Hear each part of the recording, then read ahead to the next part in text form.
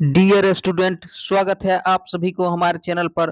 तो आज के सेशन में हम बिहार बोर्ड एग्जाम 2027 के लिए क्लास टेंथ का जो है इतिहास का जो है चैप्टर 1 जिसका नाम है यूरोप में राष्ट्रवाद।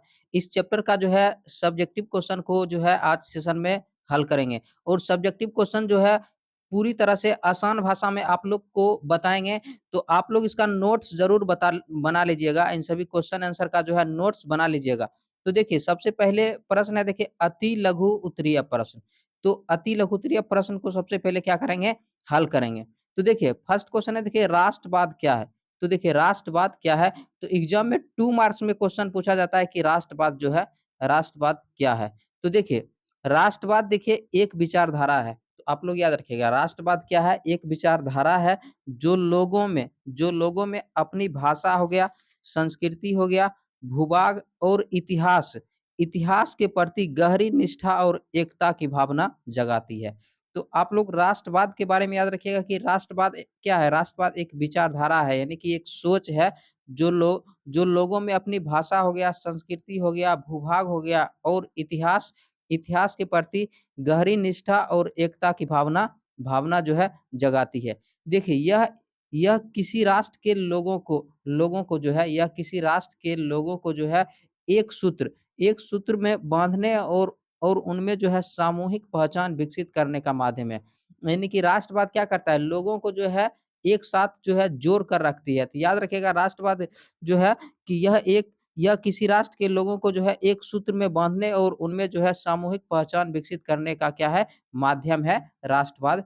तो राष्ट्रवाद के बारे में आप लोग याद रखिएगा कि राष्ट्रवाद एक विचारधारा है जो लोगों में अपनी भाषा हो गया, संस्कृति हो गया, भूभाग हो गया और इतिहास के प्रति गहरी निष्ठा और एकता की भावना जगाती है। उसके बाद देखिए यह जो है किसी राष्ट्र के लोगों को जो है एक सूत्र में बांधने उनमें सामूहिक पहचान विकसित करने का क्या है, माध्यम है।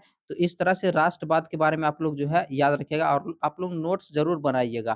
तो देखिए फर्स्ट क्वेश्चन है, देखिए मेजनी कौन था। तो मेजनी कौन था, तो देखिए मेजनी यानी कि जोसेफ मेजनी। तो देखिए जोसेफ मेजनी इटली के एकीकरण के प्रमुख नेता और क्रांतिकारी विचारक थे। तो याद रखिएगा कि जोसेफ मेजनी जो है इटली के एकीकरण के प्रमुख नेता और क्रांतिकारी विचारक थे। देखिए उन्होंने यंग इटली आंदोलन की स्थापना की। तो याद याद रखिए एग्जाम में ऑब्जेक्टिव क्वेश्चन पूछा जाता है कि यंग इटली की स्थापना किसने किया, तो याद रखिएगा जोसेफ मेजनी ने किया। तो आप लोग याद रखिएगा उन्होंने यंग इटली आंदोलन की स्थापना की और इटली को जो है एक संयुक्त लोकतांत्रिक गणराज्य बनाने का सपना देखा। तो इस तरह से मेजनी के बारे में आप लोग याद रखिएगा कि जो है जोसेफ मेजनी जो है इटली के एकीकरण के जो है प्रमुख नेता और क्रांतिकारी विचारक थे। देखिए उन्होंने उन्होंने यंग इटली आंदोलन की स्थापना की और इटली को जो है एक संयुक्त लोकतांत्रिक गणराज्य बनाने का सपना देखा। तो इस तरह से आप लोग जोसेफ मेजनी के बारे में याद कर लीजिएगा। देखिए नेक्स्ट क्वेश्चन है, देखिए जर्मनी के एकीकरण की बाधाएं क्या थी। तो जर्मनी के एकीकरण की जो है बाधाएं क्या थी। तो देखिए जर्मनी के एकीकरण में सबसे बड़ी बाधा देखिए 300 से अधिक जो है स्वतंत्र राज्यों का अस्तित्व और उनके बीच राजनीतिक, यानी 300 से अधिक जो है जर्मनी में क्या थे, स्वतंत्र राज्यों के जो है अस्तित्व और उनके बीच राजनीतिक हो गया, आर्थिक हो गया, सांस्कृतिक हो गया और विभिन्नताएं थी। मतलब 300 अधिक राज्यों के बीच क्या था, राजनीतिक, आर्थिक, सांस्कृतिक विभिन्नताएं थी। जिससे क्या क्या हो रहा था कि जर्मनी को एकीकरण करने में, यानी कि जर्मनी को एक करने में क्या आ रही थी, बाधाएं जो है आ रही थी। उसके बाद देखिए ऑस्ट्रिया का जो है प्रभुत्व और जर्मन राज्यों में एकता की भावना का भी अभाव भी प्रमुख बाधाएं थी। तो इस तरह से जर्मनी के एकीकरण की जो है प्रमुख बाधाएं क्या थी, तो आप लोग याद रखिएगा कि जर्मनी के एकीकरण में सबसे बड़ी बाधा 300 से अधिक स्वतंत्र राज्यों का जो है वो अस्तित्व और उनके बीच जो है राजनीतिक हो गया, आर्थिक हो गया, व सांस्कृतिक विभिन्नताएं थी। देखिए ऑस्ट्रिया का प्रभुत्व और जर्मन जर्मन राज्यों में राष्ट्रीय एकता की भावना का अभाव भी प्रमुख बाधाएं थी। इस तरह से आप लोग जो है याद रखिएगा, इंपॉर्टेंट क्वेश्चन है। नेक्स्ट क्वेश्चन है, देखिए मेटरनिख युग क्या है। काफी इंपोर्टेंट क्वेश्चन है, जो है 2 मार्क्स में पूछा जाता है कि मेटरनिख युग क्या है। तो निश्चित रूप से आप लोग जो है याद रखिएगा। देखिए मेटरनिख युग क्या है, तो मेटरनिख युग कब से कब तक था, तो याद रखिएगा 1815 से 1848 तक। तो देखिए मेटरनिख युग नेपोलियन के पतन के बाद यूरोप में रूढ़िवादी व्यवस्था की पुनर्स्थापना का काल था। तो याद रखिएगा, नेपोलियन के पतन के बाद, जब नेपोलियन का क्या हो गया, पतन हो गया, तो नेपोलियन के पतन के बाद जो है यूरोप में रूढ़िवादी व्यवस्था की जो है पुनर्स्थापना का काल था, जिसे क्या कहते हैं, जिसे मेटरनिख युग कहते हैं। तो देखिए, इस दौरान ऑस्ट्रिया के चांसलर मेटरनिख के नेतृत्व में जो है राजतंत्र को मजबूत किया गया। यानी कि मेटरनिख युग में ऑस्ट्रिया के जो चांसलर थे मेटरनिख, उनके नेतृत्व में जो है राजतंत्र को क्या किया गया, मजबूत किया गया, और क्रांतिकारी व राष्ट्रवादी राष्ट्रवादी जो है विचारधारा को दबाया गया, और उस समय क्रांतिकारी और राष्ट्रवादी विचारधारा को क्या किया गया, दबाया गया। तो इस तरह से आप लोग मेटरनिख युग के बारे में याद रखिएगा। यहाँ से ऑब्जेक्टिव क्वेश्चन पूछा जाता है कि मेटरनिख युग कब से कब तक था? याद रखिएगा 1815 से 1848 तक। तो देखिए, तो मेटरनिख युग के बारे में याद रखिएगा कि मेटरनिख युग नेपोलियन के पतन के जो है बाद यूरोप यूरोप में जो है रूढ़िवादी व्यवस्था व्यवस्था की पुनर्स्थापना का काल था। इस दौरान ऑस्ट्रिया के चांसलर मेटरनिख के नेतृत्व में जो है राजतंत्र को मजबूत किया गया, और क्रांतिकारी और राष्ट्रवादी विचारों को जो है दबाया गया। तो देखिए, इस तरह से देखिए, अब है देखिए लघु उत्तरीय जो है प्रश्नोत्तर, यानी कि लघु उत्तरीय प्रश्न और उत्तर को क्या करेंगे, हल करेंगे। तो देखिए, ये क्या है, अति लघुत्तरीय प्रश्न उत्तर है, ठीक है? तो अति लघुत्तरीय प्रश्न उत्तर आप लोग को 4 प्रश्न मिलेंगे एनसीईआरटी बुक में, उसके बाद आप लोग को मिलेंगे जो है लघु उत्तरीय प्रश्न। तो लघु उत्तरीय जो है प्रश्न उत्तर को क्या करेंगे, हल करेंगे, और इसमें दिया हुआ है कि 60 शब्दों में उत्तर दें, यानी कि सभी प्रश्नों का उत्तर कितने शब्दों में देना है, 60 शब्दों में उत्तर दें। तो देखिए, प्रथम क्वेश्चन है, देखिए फर्स्ट क्वेश्चन है, देखिए 1848 के फ्रांसीसी क्रांति के कारण क्या थे? तो 1848 के फ्रांसीसी क्रांति के जो है कारण क्या थे? तो देखिए, 1848 के फ्रांसीसी क्रांति के कई कारण थे, इसके मुख्य कारण थे। तो मतलब 1848 के फ्रांसीसी क्रांति के कई कारण थे, और देखिए इसके मुख्य कारण थे। तो मुख्य कारण क्या थे? तो देखिए देखिए, मध्यम वर्ग का शासन पर असीम प्रभाव, यानी कि जो मध्यम वर्गीय थे, मध्यम वर्ग का जो है शासन पर क्या थे, असीम जो है प्रभाव। उसके बाद देखिए, समाजवाद का क्या हो रहा था, प्रसार हो रहा था। समाजवाद का क्या हो रहा था, प्रसार हो रहा था। उसके बाद देखिए, गीजो नामक कट्टर एवं प्रतिक्रियावादी प्रधानमंत्री का विरोध, यानी कि गीजो नाम के जो वहाँ का कट्टर एवं प्रतिक्रियावादी जो प्रधानमंत्री था, उनका क्या हो रहा था, विरोध हो रहा था। उसके बाद देखिए, लुई फिलिप की नीतियों का विरोध, लुई फिलिप की नीतियों का विरोध। उसके बाद देखिए, बेरोजगारी और आर्थिक संकट, बेरोजगारी भी था और आर्थिक संकट भी था। उसके बाद देखिए, मजदूर वर्ग की असंतुष्टि, और मजदूर वर्ग क्या थे, असंतुष्ट थे। और भी देखिए, राजनीतिक स्वतंत्रता की मांग, और राजनीतिक स्वतंत्रता का क्या हो रहा था, मांग हो रहा था। उसके बाद देखिए नेक्स्ट है, देखिए इन कारणों ने मिलकर फ्रांस में जन विद्रोह को जन्म दिया, जिसे 1857 की क्रांति हुई। यानी कि यही सब कारण मिलकर फ्रांस में क्या किया, फ्रांस में जो है जन विद्रोह को जन विद्रोह को जन्म दिया, जिससे क्या हुआ, 1848 की क्रांति हुई। तो इस तरह से आप लोग जो है 1848 की क्रांति के बारे में जो है याद रखिएगा। नेक्स्ट क्वेश्चन है देखिए, इटली एवं जर्मनी, देखिए इटली एवं जर्मनी के एकीकरण में ऑस्ट्रिया की क्या भूमिका थी? तो इटली और जर्मनी के एकीकरण में ऑस्ट्रिया की क्या भूमिका थी? तो देखिए, इटली और जर्मनी के एकीकरण में ऑस्ट्रिया की भूमिका विरोधात्मक थी, यानी ऑस्ट्रिया क्या कर रहे थे, इटली और जर्मनी के खिलाफ थे। ऑब्जेक्टिव क्वेश्चन भी पूछा जाता है कि इटली और जर्मनी के एकीकरण के विरुद्ध कौन था? तो याद रखिएगा, ऑस्ट्रिया, ठीक है? तो इस बात को आप लोग याद रखिएगा। इटली और जर्मनी के एकीकरण में ऑस्ट्रिया की भूमिका विरोधात्मक थी। देखिए, ऑस्ट्रिया ने इटली के कुछ भागों पर जो है आक्रमण किया। ऑस्ट्रिया ने क्या किया, इटली के कुछ भागों पर आक्रमण किया, जिसमें सार्डियाना के शासक चार्ल्स एल्बर्ट जिसमें देखिए सार्डियाना के शासक चार्ल्स एल्बर्ट की पराजय हुई, यानी कि सार्डियाना के शासक जो था एल्बर्ट की जो है क्या हुआ, चार्ल्स एल्बर्ट की जो है पराजय हुई। देखिए, ऑस्ट्रिया के हस्तक्षेप ने से इटली में देखिए जनवादी आंदोलन को कुचल दिया। ऑस्ट्रिया के हस्तक्षेप ने क्या किया, इटली में जो जनवादी आंदोलन को क्या कर दिया, कुचल दिया। जनवादी आंदोलन को कुचला गया, और मेजनी की हार हुई, और जिससे क्या हुई, मेजनी की हार हुई। इसके बावजूद इटली में देखिए जन जागरूकता और राष्ट्रीयता की जो है भावना बढ़ने लगी। देखिए, जर्मन जो है जर्मन राज्यों में बढ़ते हुए विद्रोह को ऑस्ट्रिया और प्रशा ने मिलकर जो है दबाया, लेकिन यह विद्रोह आगे चलकर जर्मनी के एकीकरण का आधार बन गया। तो इस तरह से आप लोग याद रखिएगा कि इटली और जर्मनी के एकीकरण में ऑस्ट्रिया की भूमिका क्या थी?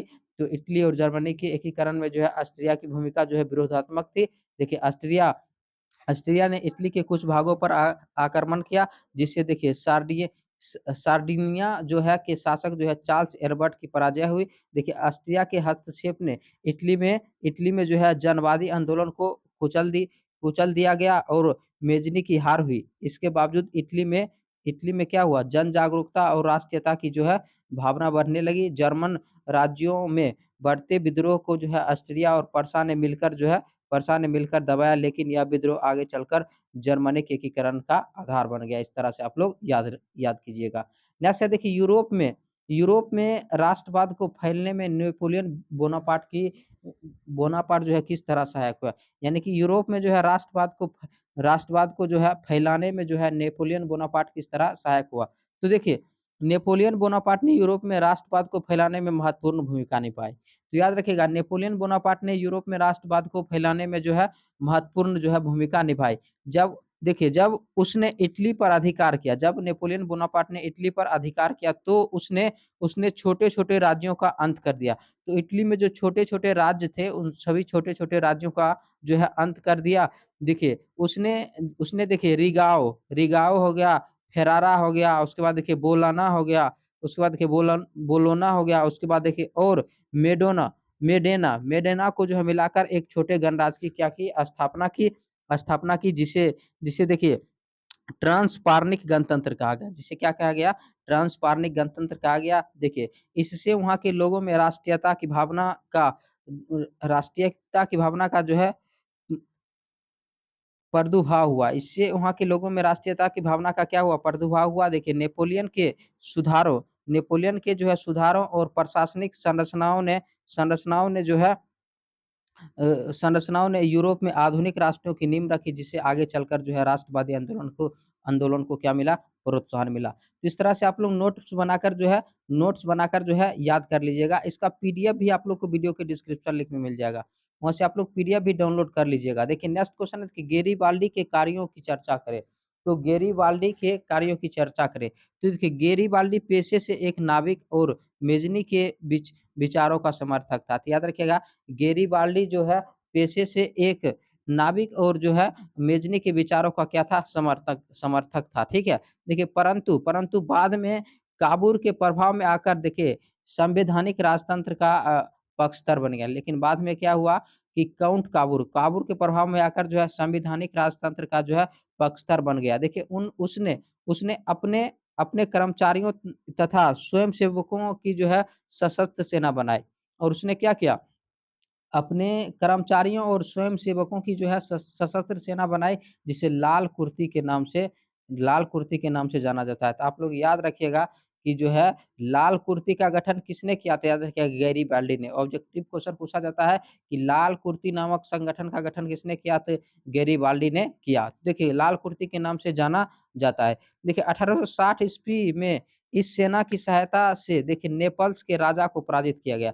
और 1860 में क्या किया गया? इस सेना यानी लाल कुर्ती संगठन में जो सेना थे, उस सेना की सहायता से जो है नेपल्स के राजा को पराजित किया गया और देखिए पराजित किया और देखिए सिसिली पर विजय प्राप्त की। देखिए इन रियासतों की जो है अधिकांश जनता बुर्बो वंश के निरंकुश शासन से तंग आकर गैरिबाल्डी के समर्थन करने लगी। मतलब वहाँ के जो जनता थे, वहाँ के जो है निरंकुश शासक थे, उससे तंग आकर जो है गैरिबाल्डी के समर्थन करने लगी। देखिए गैरिबाल्डी ने यहाँ जो है गणतंत्र की स्थापना की तथा विक्टर एमुन्यूल को के प्रतिनिधि के रूप में जो है सत्ता संभाली।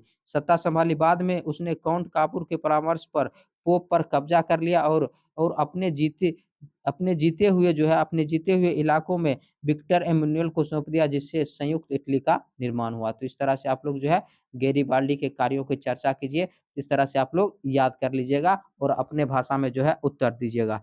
तो देखिए नेक्स्ट क्वेश्चन है देखिए विलियम प्रथम के बगैर जर्मनी का एकीकरण बिस्मार्क के लिए जो है असंभव था। कैसे? तो विलियम प्रथम के बगैर जो है जर्मनी का एकीकरण बिस्मार्क के लिए असंभव था। कैसे? तो देखिए विलियम प्रथम ने 1830 ईस्वी में पर्सा के शासक के रूप में पदभार संभाला। तो याद रखिएगा कि विलियम प्रथम ने जो है 1830 ईस्वी में परसा के रूप में जो है पदभार संभाला। देखिए वह जो है साहसी साहसी, व्यवहार कुशल और योग्य सैनिक था। वह जो है साहसी, व्यवहार कुशल और योग्य सैनिक था। देखिए सिंहासन पर बैठते ही उसने सैन्य शक्ति बढ़ाना शुरू कर दी। सिंहासन पर बैठते ही विलियम प्रथम ने क्या किया कि सैन्य शक्ति बढ़ाना शुरू कर दी। देखिए जर्मन राष्ट्रों को एकता के सूत्र में बांधने के उद्देश्य से उसने महान कूटनीतिक बिस्मार्क को जो है अपना चांसलर नियुक्त किया। और उसने क्या किया, जर्मन राष्ट्रों को जो है एकता के सूत्र में यानी कि एक साथ जो है जोड़ने के लिए जो है जोड़ने के उद्देश्य से उसने जो है महान कूटनीतिक जो है बिस्मार्क को जो है अपना चांसलर नियुक्त किया। तो उसने अपना चांसलर किसको नियुक्त किया, बिस्मार्क को जो है वहाँ का चांसलर नियुक्त किया। बिस्मार्क ने विलियम प्रथम के समर्थन और उनकी सैन्य शक्ति का उपयोग करके जर्मन राज्यों को एकजुट किया। अतः विलियम प्रथम के बिना बिस्मार्क का यह कार्य असंभव था। तो इस प्रकार आप लोग याद रखिएगा कि विलियम प्रथम के बगैर जो है जर्मनी का एकीकरण बिस्मार्क के लिए असंभव था। कैसे, तो आप लोग याद कर लीजिएगा।